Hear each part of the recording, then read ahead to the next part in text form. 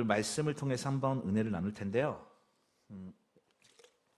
오늘 본문은 천국에 대한 비유입니다. 천국에 대한 비유로서 이 찬양을 우리가 이 가사에 대해 이 성경 구절을 가지고 찬양을 하기도 하죠. 오늘 본문은요, 두 가지의 비유인데요. 하나는 천국은 마치 밭에 감추어진 보화와 같다라고 하는 것이고, 또 어떤 사람이 이 보화를 발견하고서 숨겨두고 기뻐하고 돌아와서 자기의 소유를 다 팔아 그 밭을 샀다라는 것이 하나가 들어가 있고요. 다른 하나는 천국은 마치 좋은 진주를 구하는 장사와도 같다라고 합니다.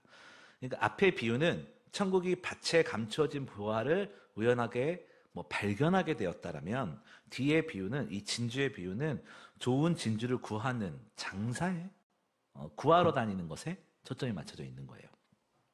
앞의 이야기가 우발적이라고 한다면 뒤의 이야기는 좀 지속적인 것이죠. 이 두 비유가 어떻게 천국을 이야기하고 있고 또 오늘 우리의 헌신과 어떻게 연결되어져 있는지 말씀을 통해서 함께 은혜를 나눠보도록 하겠습니다. 오늘 본문 서두에 보면 천국은 마치 이렇게 시작을 하죠. 천국이란 이런 것과 같다라는 것입니다. 천국은 마치 밭에 감추어진 보화와 같다라는 말이죠.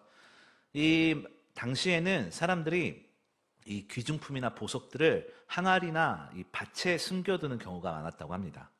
이스라엘 민족의 역사를 보면 외세의 침략과 내란으로 인해서 늘 불안 요소가 도사리고 있었죠. 그래서 무언가 귀중한 것이 생기면 땅이나 항아리나 남들이 쉽게 발견하지 못할 곳에 숨겨놓는 것이 일반적이었다라고 그래요. 그래서 예수님은 이 사람들이 많이 쓰는 방법, 일반적인 방법을 통해서 이 천국을 설명하시면서 우리의 삶을 이야기하시는 것입니다. 오늘 우리의 삶에서도 무심코 지나는 하루하루의 삶이 또는 순간순간의 삶에서 우리가 천국의 기쁨을 누려야 되는 것이고 천국의 기쁨을 붙잡아야 되는 것이죠. 그래서 이것을 생각하면서 오늘 본문을 좀 들여다보도록 할 텐데, 오늘 본문 44절을 보면요, 우리 한번 다 같이 한번 44절 읽어보도록 하겠습니다. 시작. 천국은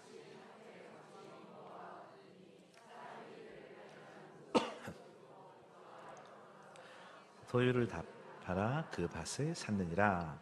아멘. 땅에서 보물을 발견한 사람은 그 땅을 사면 그것이 자기의 것이 되는 것이었죠. 그래서 사람이 남의 땅에서 보물이 발견되면 그 땅을 사는 겁니다. 오늘 본문에서 그 땅을 사기 위해 자신의 소유를 다 팔아서 그 밭을 샀다라고 이렇게 이야기를 하는 것인데, 그럼 우리가 여기서 드는 생각은 보물이 있는 땅을 어떻게 발견하거나 어떻게 알아볼 수 있을까, 이것입니다. 여러분, 밭을 발견하려면 이 오늘 본문의 뒤에 뭐가 있냐면, 밭을 발견하려면 우리가 무엇을 해야 되는지를 좀 생각을 해봐야 돼요. 밭을 발견하려면 무엇을 해야 되냐면 움직여야 돼요. 우연이든 주기적이든 움직여야 된다는 거예요. 한 자리에 계속 있다면 아무리 좋은 밭이 있다 해도 발견할 수가 없습니다. 우리의 신앙의 삶이 제자리에 멈추어 있다면 천국이 아니라 그 더한 것이 온다 할지라도 내가 누릴 수가 없는 거예요. 왜 헌신을 이야기하고 헌신하는 사람이 되자라고 다짐까지 하겠습니까? 우리가 하나님을 우리의 주인으로 받아들이고 그 말씀을 따라 움직이는 것에서부터 시작해야 되는 거예요. 하나님의 은혜를 구하고자 한다면 찾으러 나아가야 되는 것입니다. 내 자리에서 움직여야 되는 것이에요. 새로운 새세면 대축제가 있잖아요, 다음 주에. 새로운 영혼을 만나기 위해서 어떻게 해야 돼요? 찾아가야죠. 그래서 제가 주일날 광고를 만들잖아요. 그러면서 1주차, 2주차, 3주차 이거를 계속 이렇게 제목을 넣으면서 드는 생각이 뭐였냐면, 움직여야 되는구나. 찾아가서 커피를 마시기, 찾아가서 초대장을 주기, 찾아가서 데리고 오기. 움직여야 되는 거예요. 하나님의 나라를 우리가 갖기 원한다면, 하나님의 마음을 우리가 경험하기 원한다고, 하나님의 은혜를 경험하기 원한다면 내 삶에서 움직여야 되는 거예요. 행동하는 신앙이란 무엇이겠습니까? 행동하는 신앙이란 움직이는 거예요. 하나님의 말씀을 따라 움직이는 것이고요, 하나님이 기뻐하시는 일을 따라 움직이는 거예요. 우리가 성경을 왜 읽겠어요? 성경을 왜 묵상합니까? 그 말씀을 내 삶에 적용해서 그 말씀을 따라 움직이는 거잖아요. 성경을 읽고 그것이 내 삶의 영향력이 단 0.01%라도 미치지 않는다면 그게 무슨 의미가 있겠어요? 성경을 읽는데 그것도 읽는 것도 유익이죠. 하지만 그것이 내 삶에 영향력을 미치지 않는다면 그것은 성경의 진정한 힘을 모르는 거예요. 하나님의 말씀은 움직이는 거거든요. 내 삶을 바꾸고요. 여러분의 삶을 바꾸고요. 우리의 가정을 바꾸는 것입니다. 그래서 우리는 하나님의 말씀과 하나님의 은혜와 천국을 우리가 경험하기를 원한다면, 하나님의 천국의 소망을 갖기를 원한다면 움직여야 되는 것이에요. 지금 엉덩이를 살짝 움직이자는 게 아니라 밖으로 나서 이렇게 살짝 움직이시는 분들이 있어서 이제 움직이자 하는 게 이렇게 자리에서 이렇게 움직이자 이런 게 아니라 세상 가운데에서 나의 가족에게, 나의 친구에게, 나의 모임의 사람들에게 복음을 증거하자는 이야기입니다. 그리고 내가 그들이 나를 통해서 예수 그리스도를 깨달을 수 있게 하자는 거예요. 그것이 헌신의 시작입니다. 헌신의 시작. 그렇다면 우리가 또 생각해 봐야 될 것은 보물을 발견했을 때 그 보물을 알아볼 수 있어야 돼요. 그게 보물인지 아닌지 모른다면 그건 보물로서의 가치가 없는 것이겠죠. 1867년에 남아프리카 공화국에서 다이아몬드가 발견이 되었다고 합니다. 다이아몬드와 금이 발견이 되었는데 그 전까지 유럽 사람들에 의해서 발견이 되었는데 그 전까지는 아프리카 사람들은 이 다이아몬드의 가치를 잘 몰랐어요. 그래서 옆집 사람한테도 몇 개씩 주기도 하고 굴리기도 하고 버리기도 하고 그랬답니다. 그건 가치를 몰라서 그랬어요. 그런데 아무렇지도 않게 사용하던 그들이었는데, 하지만 유럽의 사람들이 들어오자 그 보석을 발견하자 그 금광과 그 다이아몬드 광산을 차지하기 위해서 사람들이 몰려들기 시작했어요. 그런데 어떤 사람들은 금과 다이아몬드를 발견하고 부자가 되었고, 어떤 사람들은 전 재산을 부었지만 금광을 발견하지 못하고 빈털터리가 되기도 했죠. 그 차이가 무엇이겠습니까? 그건 보석이 있는 곳을 알아보는 안목의 문제예요. 그 안목을 가지려면 필요한 것이 세 가지가 있습니다. 관심과 관점과 관찰이에요. 무엇을 찾는지에 대한 관심이 필요해요. 여러분, 하나님의 말씀에 관심이 있으십니까? 천국을 발견하려면 천국을 바라보고 소망하는 관심이 있어야 돼요. 우리가 성경을 리딩 지저스 우리 성경 통독을 하는데 왜 성경을 읽겠습니까? 하나님에 대한 관심이죠. 우리의 삶에서 천국에 대한 소망에 대한 관심이 없다면 우리의 삶은 하늘의 소망이 아니라 그것이 없어지고 허무해질 땅의 보물을 찾는 사람으로 전락될 겁니다. 그래서 하나님의 나라에 관심이 필요해요. 그리고 그 다음은 관점입니다. 어떻게 보느냐에 따라 관점은 사람마다 다 다르게 적용되어지는데, 우리가 성경의 말씀에 내 시선과 내 관점을 두고 있어야 천국의 소망을 발견할 수 있다는 거예요. 내 관점이 이 땅의 것에 있다면 우리는 내 현실에 부족한 것들에 매달리게 되고요. 하나님을 원망하고 불평하는 삶으로 마무리될 겁니다. 그리고 그 다음에는 관찰이 필요하대요. 안목을 기르기 위해서는 어떤 땅에 보물이 있는지 주의 깊게 보는 것이고, 내 삶에서 하나님의 계획이 어떤 것인지 잘 관찰하는 거래요. 여러분, 나를 향한 하나님의 계획이 무엇인지 잘 관찰해야 돼요. 잘 들어야 돼요. 그리고 따라가야 되는 거예요. 이렇게 관심과 관점과 관찰, 이 세 가지가 있어야 좋은 안목을 가진 사람이 된다는 겁니다. 오늘 우리의 삶을 좀 돌아보시기를 바라요. 우리는 저 멀리 어딘가에 있을 보물을 내가 기대하는 무언가를 찾아 떠나기도 해요. 하지만 아직 왜 내가 원하는 것을 찾아 떠나고 방황하겠습니까? 그것은 내 손에 지금 없기 때문이죠. 그러나 하나님은 가장 귀한 것을 우리 곁에 두고 계셨다는 거 우리 기억해야 돼요. 매일같이 주어지는 예배 가운데, 매일같이 주어지는 말씀 가운데 하나님께서는 그 귀한 우리를 향한 계획과 놀라운 은혜를 심어두셨다는 거 우리는 기억해야 됩니다. 그 기억을 가지고 하나님 앞에 나아가야 되는 것이에요. 제가 이 안목에 대해서 왜 얘기를 했냐면, 오늘 45절을 보면 또 천국은 마치 좋은 진주를 구하는 장사와 같으니 이렇게 기록하고 있죠. 천국은 좋은 진주를 구하는 장사꾼과 같다. 오늘 본문은 이야기를 하죠. 오늘 우리는 헌신 예배로 이 자리에 모여 있어요. 여러분, 헌신이란 무엇이겠습니까? 그것은 바로 온전히 드리는 것이에요. 무엇을 드리는 것이겠습니까? 내 자신, 우리 자신을 드리는 것입니다. 우리 레위기를 얼마 전에 읽었는데 레위기 17장을 보면 성막 앞이 아니라 다른 곳에서 잡은 재물에 대한 이 화목제사에 대해서 이야기를 좀 다루고 있는데 성막 앞에 아니라 다른 곳에서 잡은 재물은 소나 양이나 염소의 그 피를 회막문 여호와의 단에 뿌리고 그 기름을 불사르라 라고 성경에 기록되어져 있어요. 그러면서 그 뒤에 뭐라고 있냐면 이것이 여호와께 향기로운 냄새다 라고 기록을 하고 있습니다. 그런데 여러분 상식적으로 좀 생각을 해보세요. 짐승의 피나 기름을, 그 지방을 불에 태운다고 생각을 한다면 그게 냄새가 좋겠습니까? 그렇진 않을 것 같아요. 시체를, 아무리 동물이지만 그 시체를 태운다고 생각을 해보세요. 냄새가 고약할 거예요. 그런데 하나님께서는 이게 향기로운 냄새래요. 왜 그렇겠습니까? 그것은 그 짐승의 피나 지방이나 이런 것들이 향기로운 것이 아니라 하나님께서 그것을 영광으로 바꾸어 주신다는 것입니다. 우리가 죄 많은 우리들이 날마다 넘어지고 쓰러지고 죄 많은 우리들을 하나님께서 그 예수 그리스도의 그 보혈의 은혜로 우리를 구해 주신다라는, 향기롭게 받아 주신다라는 거예요. 우리가 향기로운 것이 아니라 하나님께서 우리를 향기롭게 해 주시는 거라니까요. 헌신이란 내 상황과 환경에 여러 가지 사연들이 있겠지만 온전히 내 자신을 드릴 때 아름답게 받아주신다는 뜻입니다. 진정한 헌신은 하나님을 나의 주인으로 인정하고 내 삶을 드릴 때 가능한 것이에요.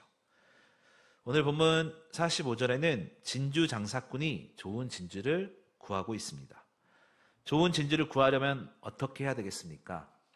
아까도 좀 전에도 얘기했지만 자신이 서 있는 곳에서 떠나서 발품을 팔아야 하는 것이죠.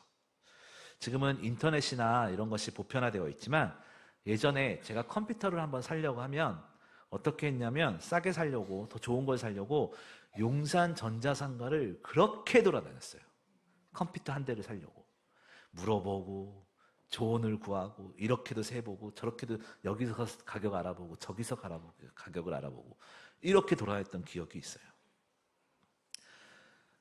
좋은 것을 구하려면 여기저기 다니고 물어보고 눈으로 보는 과정이 필요했기 때문에 그랬던 것이죠. 지금 온라인 쇼핑이 보편화되어 있다고 하지만 어떠세요? 인터넷에서 물건을 구입할 때 같은 물건을 파는 여러 사이트들 비교해 보잖아요. 우리 여기는 뭐 얼마고 여기는 얼마고, 네, 그렇게 우리 하고 있습니다.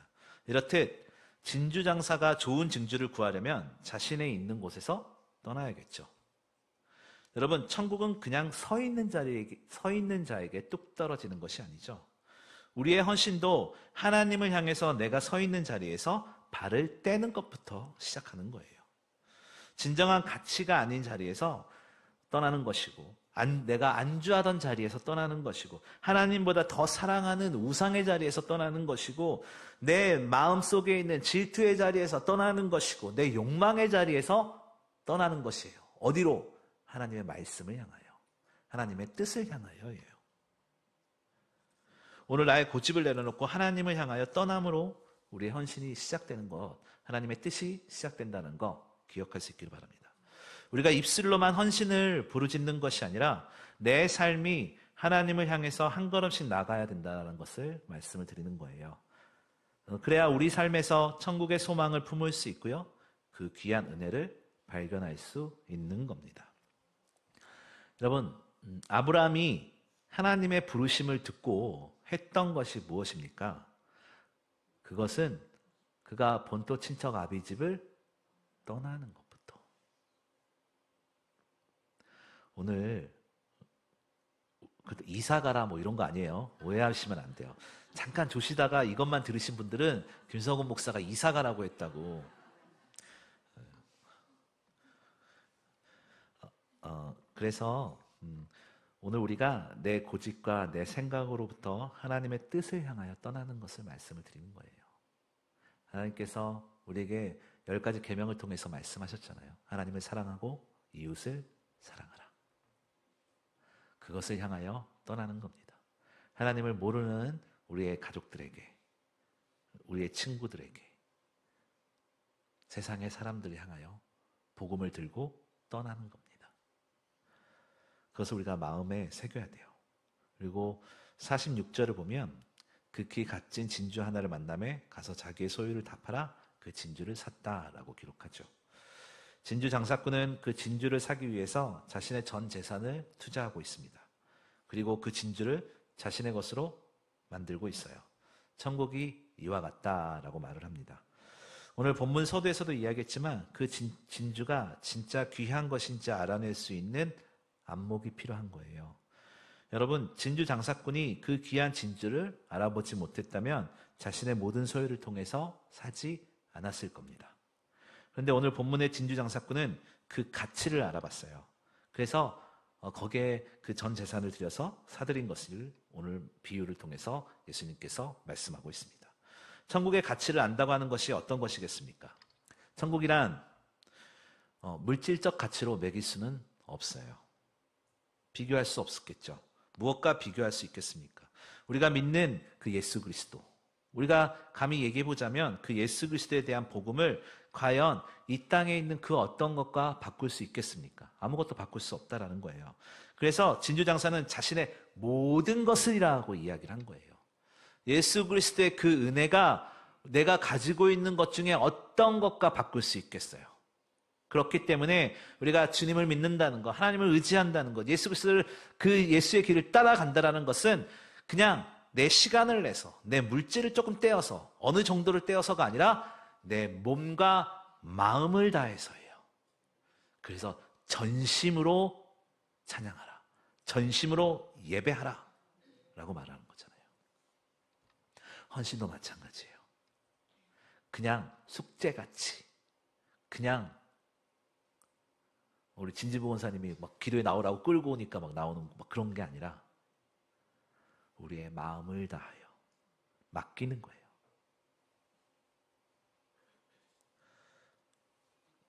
그래서 진주의 장사꾼과 같이 우리의 삶을 내어 드리는 것부터 또 시작해야 되는 겁니다.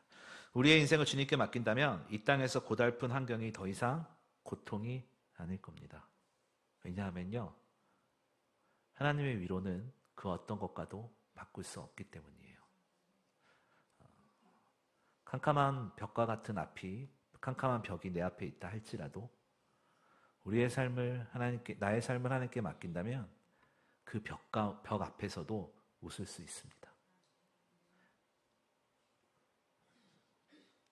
심장이 멎을 것 같은 그 문제가 내 앞에 있다 할지라도 주님과 함께 한다라면, 내 삶을 예수 그리스도께 맡겼다면, 내 삶을 하나님께 맡겼다면 그 심장에 멎을 듯한 그 문제 가운데서도 다시 심장은 뛰게 되어 있어요. 왜냐하면요, 하나님께서는 그 사랑하는 자녀들을 길가에 고와 같이 버려두지 않으시기 때문이에요.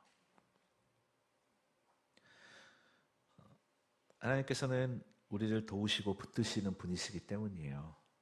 그래서 우리는 하나님을 의지한다라고 이야기를 하는 겁니다.